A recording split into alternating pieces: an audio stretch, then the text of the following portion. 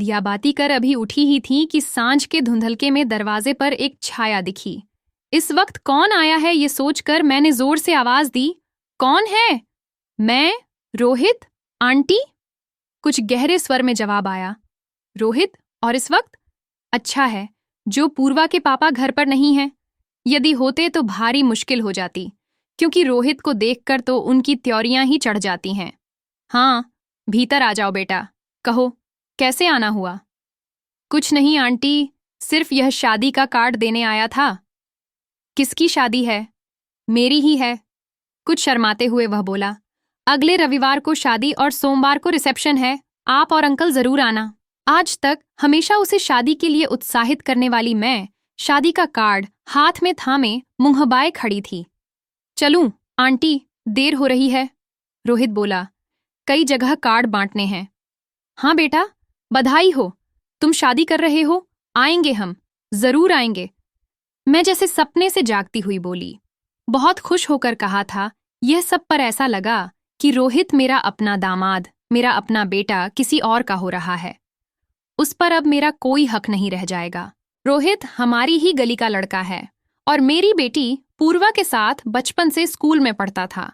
पूर्वा की छोटी छोटी जरूरतों का ख्याल करता था, पेंसिल की नोक टूटने से लेकर उसे रास्ता पार कराने और उसका होमवर्क पूरा कराने तक। बचपन से ही रोहित का हमारे घर आना जाना था। बच्चों के बचपन की दोस्ती पर पूर्वा के पापा ने कभी कोई ध्यान नहीं दिया, लेकिन जैसे ही दोनों बच्चे जवानी की ओर कदम बढ़ाने लगे, वह रोहित को देखते ही नाक भौं चढ़ा लेते थे। रोहित और पूर्वा दोनों ही पापा की इस अचानक उपजी नाराजगी का कारण समझ नहीं पाते थे। पापा का व्यवहार पहले जैसा क्यों नहीं रहा, ये बात 12वीं तक जाते जाते वे अच्छी तरह से समझ गए थे, क्योंकि उनके दिल में फूटा हुआ प्रेम का नन्हा सा अंकुर अब विशाल वृक्ष बन चुका था। पापा को उनका साथ रहना क्यों नहीं अच्छा लगता है, इसका कारण वे समझ गए थे। छिपकर पूर्वा रोहित के घर जाकर नोट्स लाती थीं और रोहित का तो घर के दरवाजे पर आना भी मना था। रोहित और पूर्वा ने एक दूसरे को इतना चाहा था कि सपने में भी किसी और की कल्पना करना उनके लिए मुमकिन न था। मेरे सामने ही दोनों का प्रेम फला फूला था। अब इस पर यूं बिजली गिरते देखकर वह मन महसूस कर रह जाती थी। एक और कारण से पूर्वा के पापा को रोहित पसंद नहीं था। वह कारण उसकी गरीबी थी। पिता साधारण सी प्राइवेट कंपनी में क्लर्क थे। घर में उसके एक छोटा भाई और एक बहन थी। 3 बच्चों का भरण पोषण, शिक्षा आदि कम आय में बड़ी मुश्किल से हो पाता था। इस कारण रोहित की माँ भी साड़ी में पीको फाल जैसे छोटे छोटे काम करके घर खर्चे में पति का हाथ बंटाती थीं। हमारी कपड़ों की 2 बड़ी बड़ी दुकानें थीं। शहर के प्रतिष्ठित व्यापारी परिवार की इकलौती बेटी पूर्वा राजकुमारी की तरह रहती थी। रुई की तरह हल्के बादलों के नरम प्यार पर जब हकीकत की बिजली कड़कड़ाती है तो क्या होता है? आसमान का दिल फट जाता है और आंसुओं की बरसात शुरू हो जाती है। मैं कभी यह समझ नहीं पाई कि दुनिया बनाने वाले ने दुनिया बनाई और इसमें रहने वालों ने समाज बना दिया, जिसके नियमानुसार पूर्वा रोहित के लिए नहीं बनी थी। तभी फोन की घंटी बजी। लंदन से पूर्वा का फोन था। फोन पर पूछ रही थी, मम्मी कैसी हो? यहाँ विवेक का काम ठीक चल रहा है, सो हम अब स्कूल जाने लगा है। तुम कब आओगी? पापा की तबीयत कैसी है? और भी जाने क्या क्या। मैं कहना चाह रही थी कि रोहित के बारे में नहीं पूछोगी, उसकी शादी है, बचपन की दोस्ती क्या कांच के खिलौने से भी कच्ची। धिया जो पल में झंझना कर टूट गई, पर कुछ न कह सकी और न ही रोहित की शादी होने वाली है यह खुशखबरी उसे सुना सकी। दामाद विवेक के साथ बेटी पूर्वा खुश है, मुझे खुश होना चाहिए, पर रोहित की आंखों में जब भी गीलापन देखती थी खुश नहीं हो पाती थी। विवेक लंदन की एक बड़ी फर्म में इंजीनियर है। अच्छी कदकाठी, गोरा रंग, उच्च कुल के साथ साथ उच्च शिक्षित क्या नहीं है उसके पास। पहले पूर्वा जिद पर अड़ी थी कि शादी करेगी तो रोहित से, वरना कुंवारी ही रह जाएगी। पर दुनिया की ऊंच नीच के जानकार पूर्वा के पापा ने खुद की बहन के घर बेटी को ले जाकर उसको कुछ ऐसी पट्टी पढ़ाई कि वह सोचने को मजबूर हो गई कि रोहित के छोटे से घर में रहने से बेहतर है विवेक के साथ लंदन में ऐशो आराम से रहना। बुआ के घर से वापस आकर जब पूर्वा ने शर्माते हुए मुंह से कहा कि मुझे विवेक पसंद है, तब मेरा दिल धक कर रह गया था। मैं अपना दिल पत्थर का करना चाहूं तो भी नहीं कर पाती। और यह लड़की, मेरी अपनी लड़की, सब कुछ भूल गई। लेकिन यह मेरी भूल थी। लंदन में सब कुछ होते हुए भी वह रोहित के बेतहाशा प्यार को अभी भी भूल नहीं पाई थी। पूर्वा के पापा आ गए थे। बोले, क्या हुआ? आज बड़ी अनमनी सी लग रही हो। कुछ नहीं, उनके हाथ से बैग लेते हुए मैं बोली। पूर्वा की याद आ रही है तो फोन कर लो। अभी थोड़ी देर पहले ही तो उसका फोन आया था, आपको याद कर रही थी। हाँ, सोचता हूँ अगले माह तक हम लंदन जाकर पूर्वा से मिल आते हैं। और यह किसकी शादी का कार्ड रखा है? रोहित की। चलो, अच्छा हुआ जो वह शादी कर रहा है। हाँ, लड़की कौन है? फैजाबाद की किसी मिडिल क्लास परिवार की लगती है। अच्छा है, जितनी चादर हो उतने ही पांव पसारने चाहिए। मैं रसोई में जाकर उनके लिए थाली लगाने लगी। वह जाने क्या क्या बोल रहे थे। मेरा ध्यान रोहित की ओर गया, जिसे मैं बेटे से बढ़कर मानती हूँ। उसके खिलाफ एक शब्द भी नहीं सुन सकती। पूर्वा के विवाह वाले दिन वह कैसे सुन्न खड़ा था। मैंने देखा था और देखकर आंखें भर आई थीं। कुछ और तो न कर सकी, बस पीठ पर हाथ फेरकर मैंने मूक दिलासा दिया था उसे। उसका यह उदास रूप देखकर हाथ में रखी द्वाराचार के लिए सजी थाली मनो भारी हो गई थी। पैर दरवाजे की ओर उठ नहीं रहे थे। मैं पूर्वा की माँ हूं। बेटी की शादी पर मुझे बहुत खुश होना चाहिए था, पर भीतर से ऐसा लग रहा था कि जो कुछ हो रहा है गलत हो रहा है। शादी के लिए जिस पूर्वा को जोर जबरदस्ती से तैयार किया था, वह जयमाला से पहले फूट फूट कर रो पड़ी थी। तब मैंने उसे कलेजे से लगा लिया था। विदाई के समय पीछे मुड़ मुड़ कर पूर्वा की आंखें किसे ढूंढ रही थीं, वह भी मुझे मालूम था। उस समय दिल से आवाजें आ रही थीं, पूर्वा, रूपरंग और दौलत ही सब कुछ नहीं होते। इस प्यार के सागर को ठुकराएगी तो उम्र भर प्यासी रह जाएगी।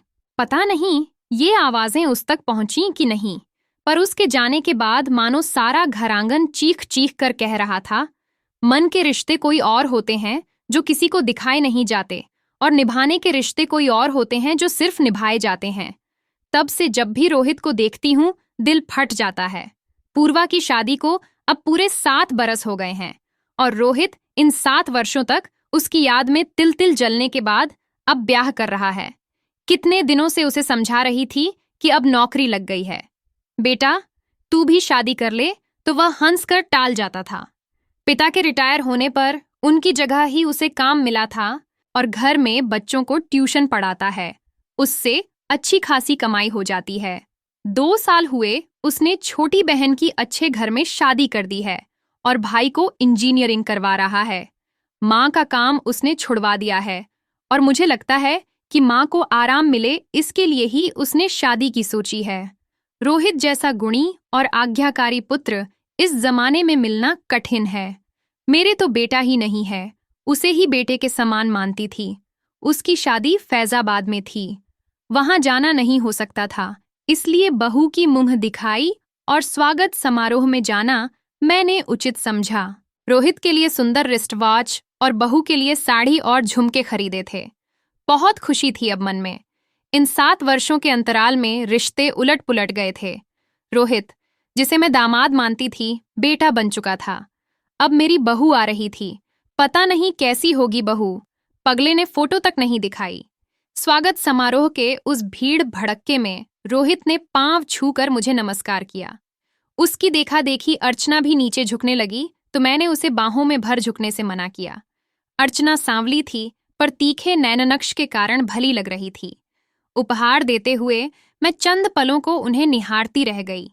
परिचय कराते वक्त रोहित ने अर्चना से धीरे से कहा, ये पूर्वा के मम्मी पापा हैं।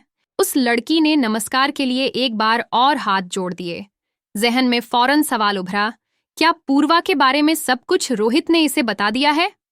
मैं असमंजस में पड़ी खड़ी थी। तभी रोहित की माँ हाथ पकड़कर खाना खिलाने के लिए लिवा ले गईं। अर्चना ने रोहित का घर खूब अच्छे से संभाल लिया था। अपनी सास को तो वह किसी काम को हाथ नहीं लगाने देती थी। कभी कभी मेरे पास आती तो पूर्वा के बारे में ही बातें करती रहती थी। न जाने कितने प्रकार के व्यंजन बनाने की विधियां मुझसे सीख कर गईं, और बड़े प्रयत्नपूर्वक कोई नया व्यंजन बनाकर कटोरा भर मेरे लिए ले आती थी।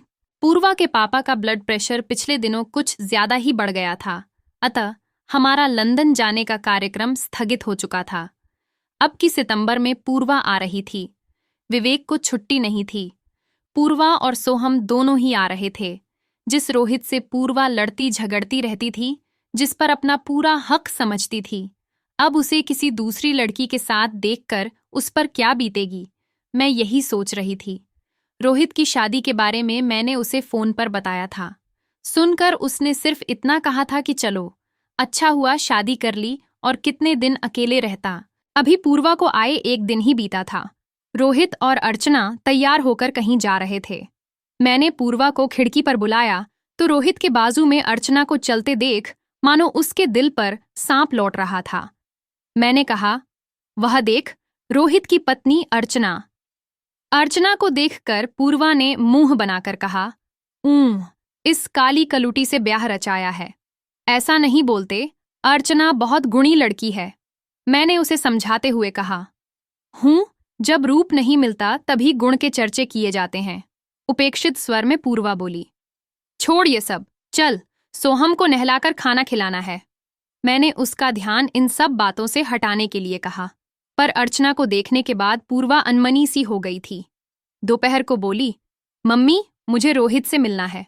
शाम 6 बजे के बाद जाना, तब तक वह ऑफिस से आ जाता है। हाँ, पर भूल कर भी अर्चना के सामने कुछ उल्टा सीधा न कहना। नहीं मम्मी।